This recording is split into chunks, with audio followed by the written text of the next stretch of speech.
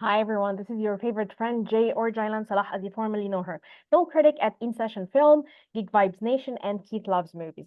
Today I'm having for the second time my dear friend and our dear podcaster, Christopher Kulik, or as we all know him, Stone Gasman.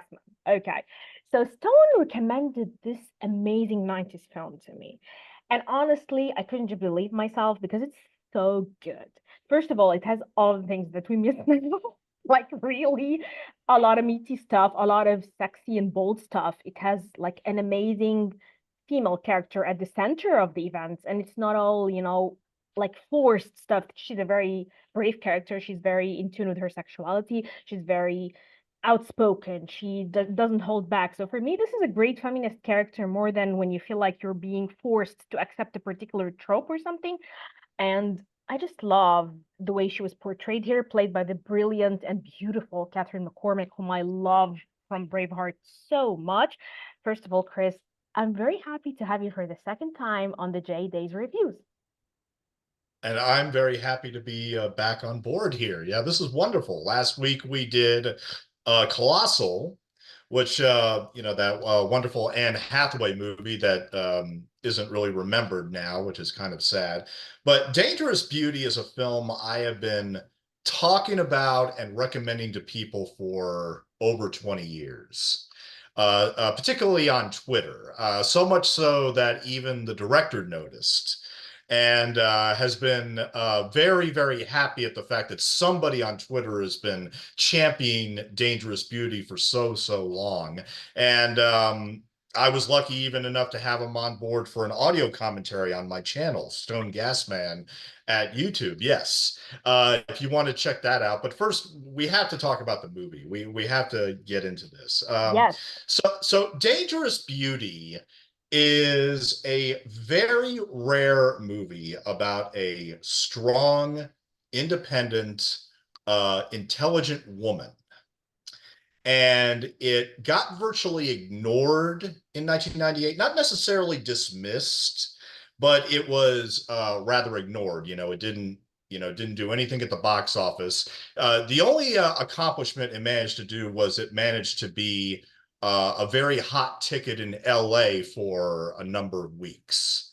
It was very big in LA. Unfortunately, internationally, nobody really saw it. Now, Dangerous Beauty is about a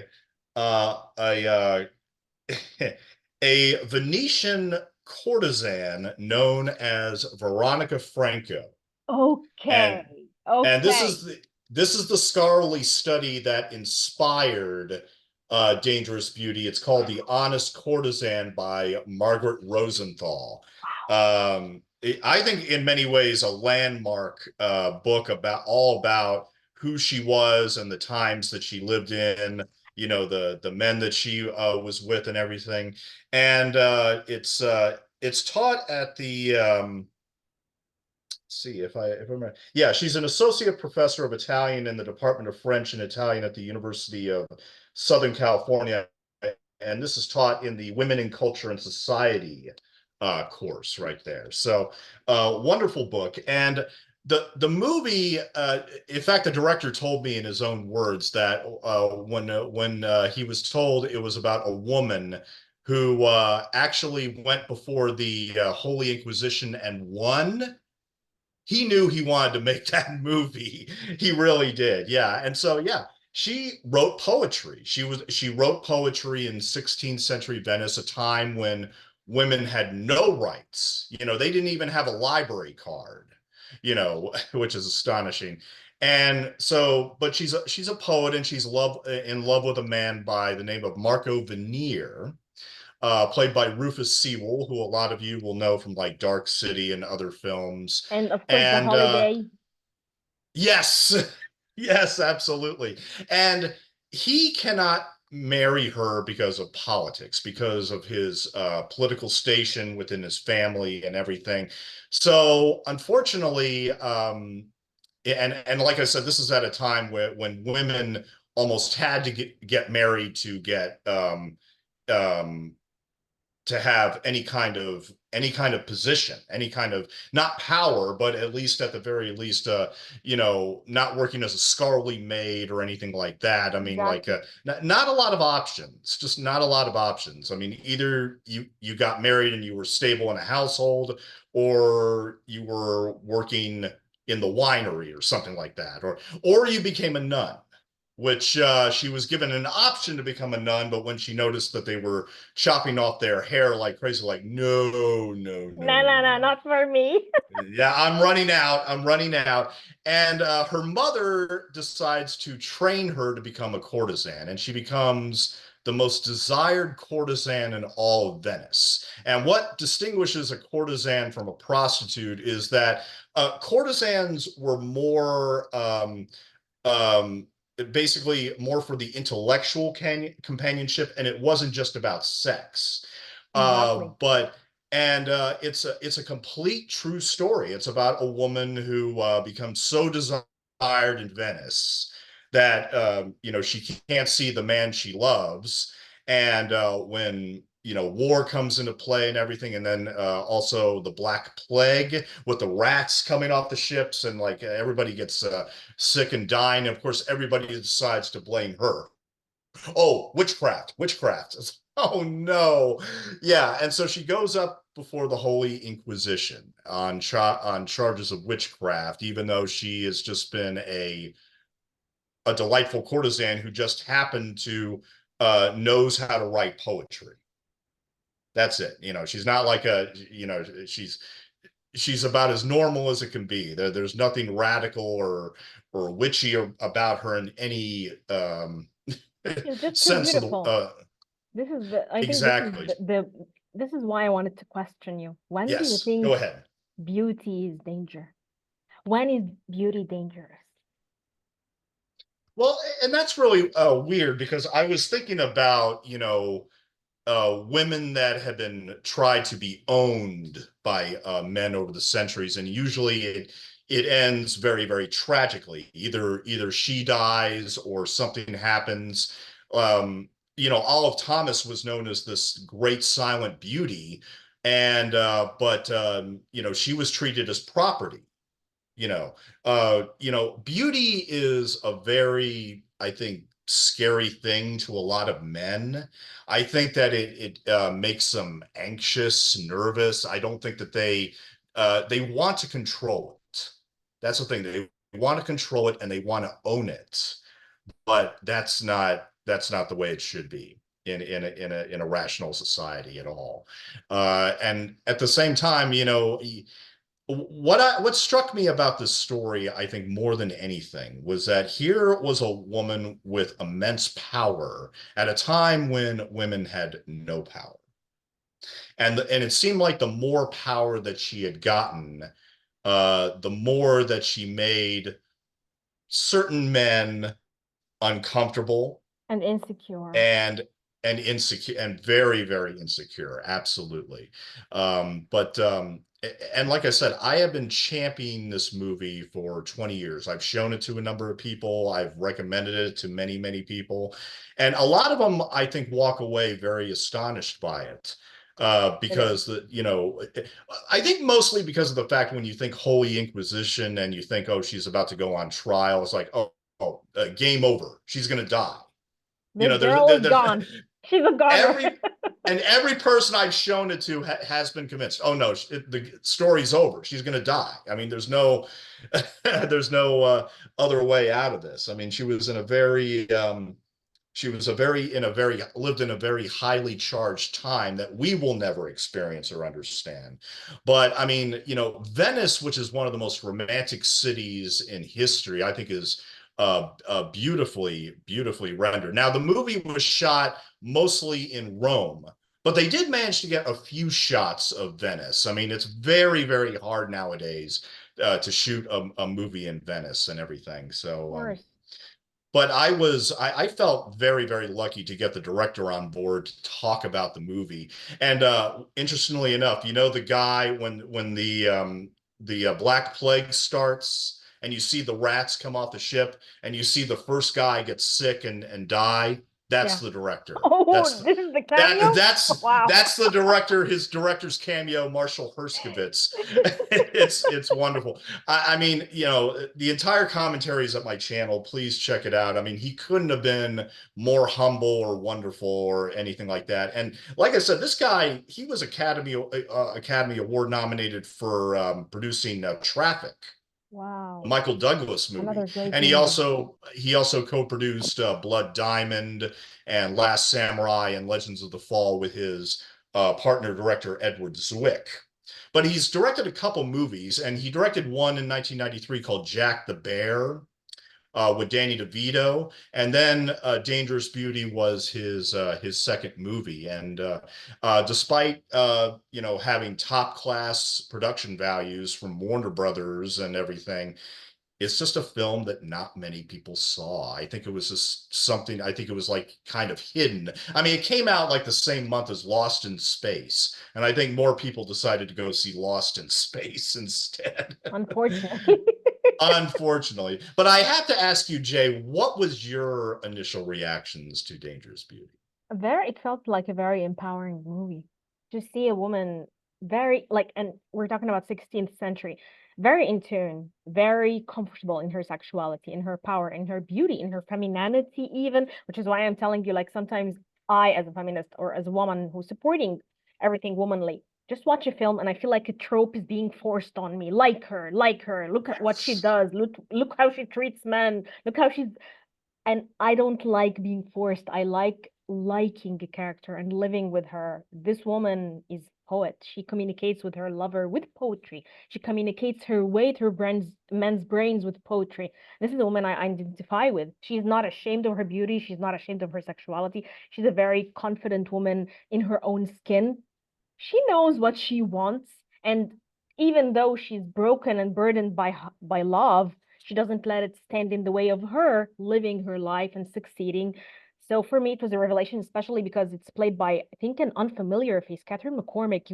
I was just going to ask you, what do you think of her choice? Because I think for me, this is wow. I know they might not have been able to secure another A-lister or something, but what a beautiful choice, because she's easy on the eye, first of all, and she's very beautiful, and she's not a famous face that you would think, but this is, like the Julia Roberts of whatever, or Meg Ryan or whatever, or even, like English, British actors. So I want to ask your opinion, because I thought, what a beautiful, refreshing face to play this character, to play Veronica. I mean, Catherine McCormack was probably as ideal a choice as you could have gotten back then. And I only knew her from Braveheart. I mean, she Me had done too. a few other movies like The Land Girls. She has done other films, but you know, it's like what the director told me. You know, she's one of those actresses that really lives for the stage. She really prefers to be on a stage somewhere doing a play or something like that. But I mean, I only knew Catherine McCormack from Braveheart, and if you remember, she doesn't really have any dialogue in that. You know, Oh, she's, I mean, she is the most beautiful. Like, Maren is a character that will live forever. The way that you look at her and you feel like, I'm going to fall in love with this person. Like, she feels like a part of nature. I mean, it's just so hard. It's so hard. This whole movie has the idea of Princess Isabella and Moran, and it's like magic. You cannot believe it. Like, he couldn't have picked two fragile, frail, but also strong, passionate women for the film. So she was just definitely part of for me, she was part of the landscape. She was part of, like, yeah, Scotland. Like, to me, she's like an icon. So seeing oh her here yes, in a different role, now that's something that made me love her more.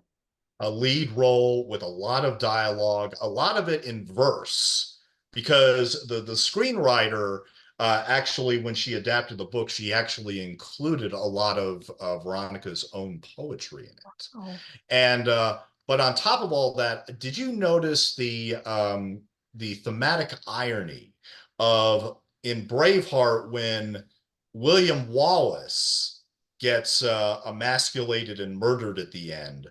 The man in charge of that is also the guy in charge of the Holy Inquisition, he's always a villain. the Villain. villain. He He's was always. the same actor. The same actor. When I first saw Dangerous Beauty, I'm like, oh no. Not you. Not this guy again. Not this guy. But of course, it's so great because look, I mean, it's great what ultimately ends up, because there is in fact a happy ending. And we're not going to say exactly what happens. Go We're watch not the going to film. Yes, we're not Go gonna watch the spoil. film. Go watch the film. I will just say there is a happy ending, but I mean, and it's so just seeing the difference in between those two things. And the director told me, like, people got upset with him for recasting that guy. It's like, why not? It's great. It's a great little connection to Braveheart without being directly connected to Braveheart. You're not distracted by it at all. No. Not distracted by it. And on top of all that, and this is a wonderful cast, by the way, but one of the Naomi Watts, this was one of her first movies. Now, this was before Mulholland Drive, and she broke out. And Marshall Herskovitz absolutely agreed with me on the commentary that, Naomi Watts, this is a quintessential example of an actor doing so much with so little. She has to have this grudge against our heroine, for many reasons.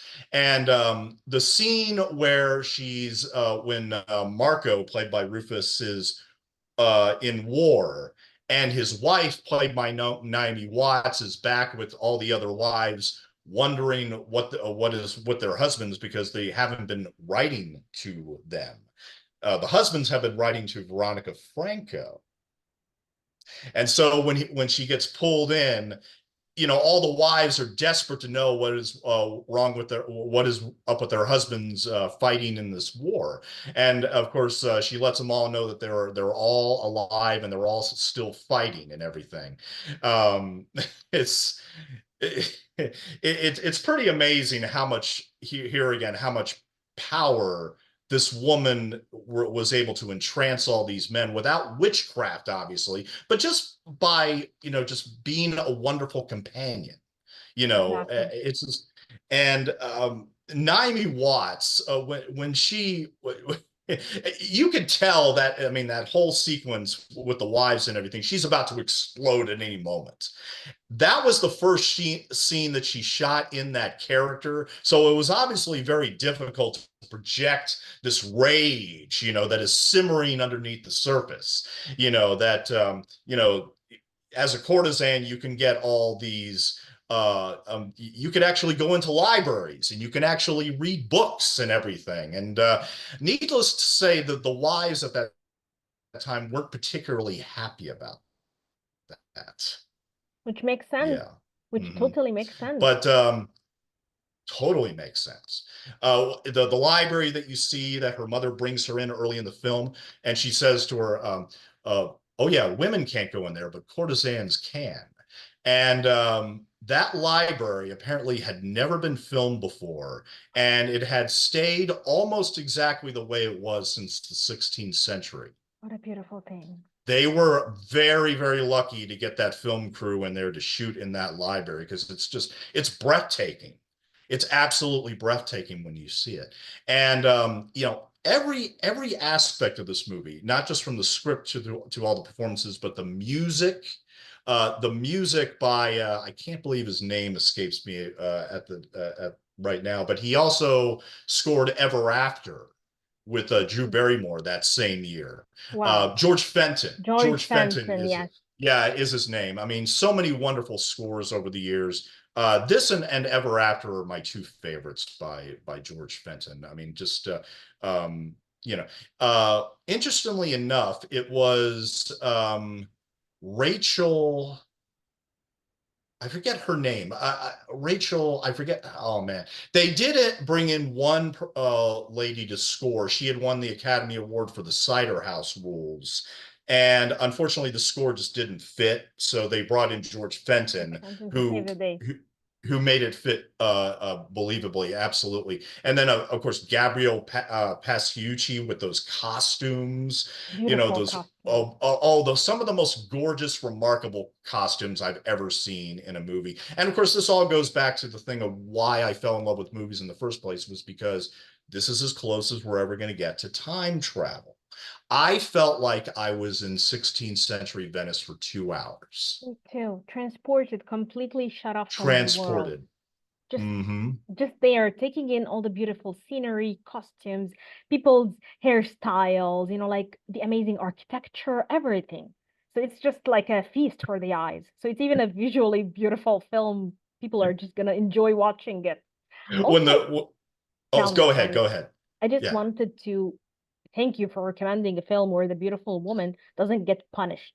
Because this is what when I Yes. first read the tagline and she gets like in front of the Inquisition, I was like, okay, yeah, she's dying. Great, Chris. Now why am I Uh, watching this film? And I went on, like guns blazing, just kind of like preparing myself.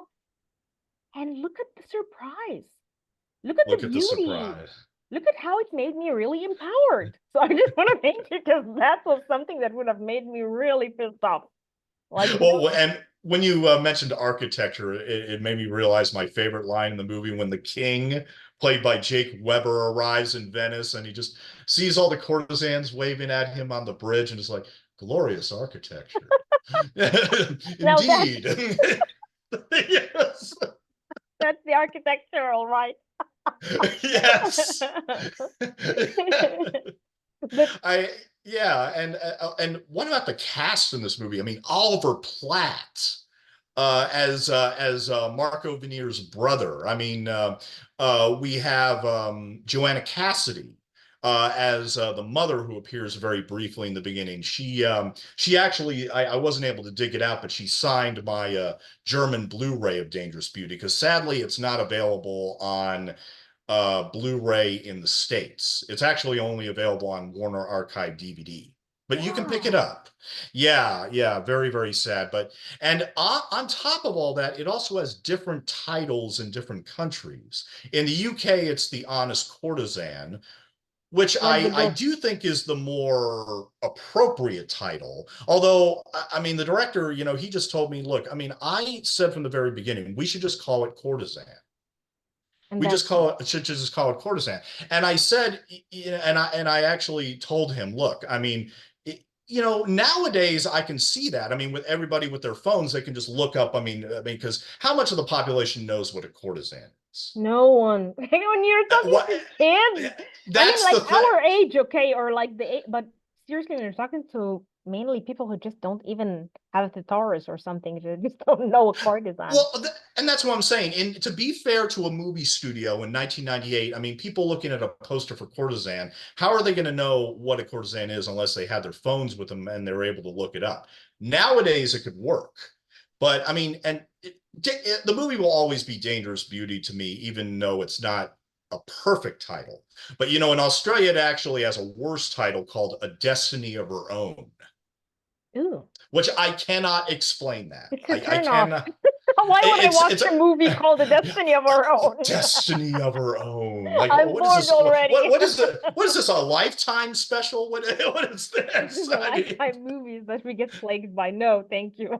I mean, no, no. maybe if it was Dangerous Beauty and she kind of dies, it would have made sense. But for me, I think maybe it's dangerous because it's kind of like stirred Venice. You know what I mean? It's kind of like turned the whole society upside down. It's kind of fun. Like when you say courtesan, yes, this is the most representative probably. But when you think of Dangerous Beauty, probably her beauty was danger in the way that she used it to gain all this power without someone She being able to did. stop her because she was so smart also. Like she's cunning, she's very smart. She's not overt, she's not, like trying to get head to head. She knows when to manipulate her way around and in a very, I think, in a way because she's a poet. So she knows how to play with characters just like she plays with words. Okay. Hmm. So I just want to know your opinion of her relationship with Marco because I feel like I tell me before everything. I want to hear yours and then I'll tell you my take. it is a very powerful relationship, and I think at the time, I think his reasoning behind, I understand completely from his point of view, but of course, from an audience perspective, it's like, oh, come on. But look, this was a different time, the different rules applied and everything. And I just love how he gets increasingly, sexually frustrated and even jealous at the thought that, oh my God, she's now the most popular courtesan in the city. And, he's going home every night to a woman, Naomi Watts, who just doesn't really have any passion in her. She doesn't really like, I mean, he asks her, "Do you know poetry?" And she just says, "Oh, I know the Psalms." Oh, Stop no, it. no. I mean, like this just came out a few years ago. I wanted to show this off real quick. This is some of Veronica Franco's poetry. I Veronica have to read this. Franco in Dialogue by Marigan Miguel. I didn't have enough time to read them over the weekend to actually share some stuff, but I mean, yeah, since the late 20th century, the Venetian courtesan Veronica Franco has been viewed as a triumphant proto-feminist icon, a woman who celebrated her sexuality, an outspoken champion of women and their worth, and an important intellectual and cultural presence in 16th century Venice. Yeah, I mean, if you love the movie, you definitely have to pick up these I books have because to. I have to. I'm going oh, to. you I have to. absolutely have to, yes. And like a lot of the poetry she wrote to the men in her life, her many lovers and the many powerful people that she slept with. I mean, they were basically written in verse form and sent them in the form of letters. And it was remarkable to read them. And like I said, just to finish up the cast real quick, I mean, Jacqueline Bisset, who I is love her. just I a adore stunt her. amazing as Veronica's mother. Just absolutely stunning and amazing as the mother. And then finally, oh yeah, Fred Ward, who we lost a few years ago from movies like Tremors and everything. He played uh, um, his Marco's father, who's his legs are suffering. They got like scabs all over him, and it really shows that she's not intimidated by that. I love this scene. She I love that moment. Yeah, when she takes the wine and she just dips something in and starts cooling his legs with it. It's pretty amazing. And but Oliver Platt as this insanely jealous guy who just doesn't understand that he is not in any position whatsoever, financially or otherwise, to get with Veronica Franco. But I mean, the poetry duels that they have together, I mean, and coming to a little sword fight at one point, I mean, just on the edge of my seat just the entire time. I mean, because they are basically, it's not about the swords, it's about the words. Okay, the words are a lot sharper than the swords, but then the swords can actually do actual physical damage. That's so true. And when it gets tense, it gets tense. It gets very tense. Yes. Oh, and finally, last but not least, Moira Kelly, who was in The Cutting Edge, one of my favorite romantic comedies of all time. And she has a wonderful role here as well, where she actually on the boat, where she actually asked Veronica if she would coach her daughter to become a courtesan. Like, I don't think I can do that. I I don't don't know. think I can do. This scene was hilarious to How me. do you respond to something like that? I mean, Of but course. but no, look, because it was the fact that look, I mean, look, women could get educated if they decided to do this. They could actually get a library card and read books and everything. It's just insane to think about now, but Exactly. from the very beginning, that was the hook that brought me in. Wow, this woman was willing to become a powerful courtesan just for a library card. I also love that, which kind of like tells you a lot. Like even the way they treat the power dynamics, or the idea of that for women's liberty, I'm willing to do anything just to read. Like even if it means I'll take the road of the courtesan, which is like, wow, okay, I admire you, seriously. But I love also the idea that they chose Naomi Watts for her very virginal beauty, in a way, that beauty that is very Yes. clear and is not that seductive. You know what I mean? Like you usually use Naomi's face in many roles where her innocence is kind of like heightened, which is usually rare when you see her doing a vampy kind of character. So the idea that they used her here as a very beautiful woman, but also a very docile kind of beauty, very, as you said, lacking passion kind of beauty, as opposed to, Hmm. this this amazing vamp-like character from silent films where she's like the seductive, beautiful, sexy, and very powerful poet who knows how to play, not just I loved her mother when she told her seduce the mind because the mind never forgets before you seduce the Mhm. body. It was just wonderful the way they played it that way, and that's why probably she got so powerful because like you see a courtesan like courtesan in like Moulin Rouge, and you realize she only had her beauty and her body, and she was used by others. But here you have someone who commands Exactly. all these tools. So you're like, wow, okay, I'm in. This movie has seriously got me a fan, and I really love every aspect of it, every detail. So, okay, what I want to ask you is like, what is your favorite scene? Favorite scene of the whole movie? Oh, my favorite scene, without a question, is when she meets the Venetian wives and everything. And I actually said on the commentary because I wasn't sure if it was an intentional or not. One of the wives basically says, "I know we own it, but where exactly is Cyprus?" And literally right behind her is a giant globe. Oh, But it really shows how women were denied any kind of education at that time, which is insane. But at the same time, I do also love the scenes with the king, played by Jake Weber. I mean, when he exits the Veronica Franco's house, because everybody's thinking, oh, did they do it? Did they have sex? And like everybody's just waiting for a response, and he comes on the boat, he just goes like this, and then he's about to sit down, and somebody puts a pillow behind him so he can sit comfortably, and he just is like, hmm, uh, and he finally says, "You'll get your ships," and they get over 200 ships to fight in this war in Cyprus. It's amazing, but I adore every single moment. I adore every single moment. I mean, I've listened to the soundtrack religiously. Everything about this movie I know by heart at this point, and just to what was very, very moving for Marshall Herskovitz doing our commentary was I actually paraphrased what Rufus says in the closing court, which is, I am not alone in loving this movie, but I love it far, far more than they. He couldn't have been more happier to hear that. He just couldn't have been more happier. It was wonderful. But I mean, that's the thing, is that this is a movie that I've just been, when I think of the obscure, when I think of championing the obscure, this always comes up in the top three for me, where I just feel like I have to recommend it to as many people as possible. Like I said, I feel like I'm the only one on Twitter for the past 7, 8 years that has even mentioned Dangerous Beauty.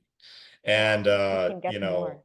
yeah, Really, I we need more. We need more fans. we, yes, we need a Blu-ray of it. I don't understand what Warner Archives deal. This seems like as ideal as any movie for Blu-ray for Warner Archive. I mean, but yeah, because unfortunately you can only get a Blu-ray of it in Germany, of all places. Wow. DVD quality. I mean, it's not necessarily a high def exactly and everything. But yeah, and the soundtrack is out there at the very least. But yeah, I just think that it's because of the fact that a lot of these actors are not A-listers. I think that's part of the reason why, well, and also for the fact it just didn't make any money. I think that's why Warner Brothers has been kind of cold about it, or they just don't even realize it exists. But yeah, I would love to see a Blu-ray on it. I would really Mhm. love to see a Blu-ray on it uh with like the screenwriter talking about it, and Margaret Rosenthal, who wrote the book, talking about it as well.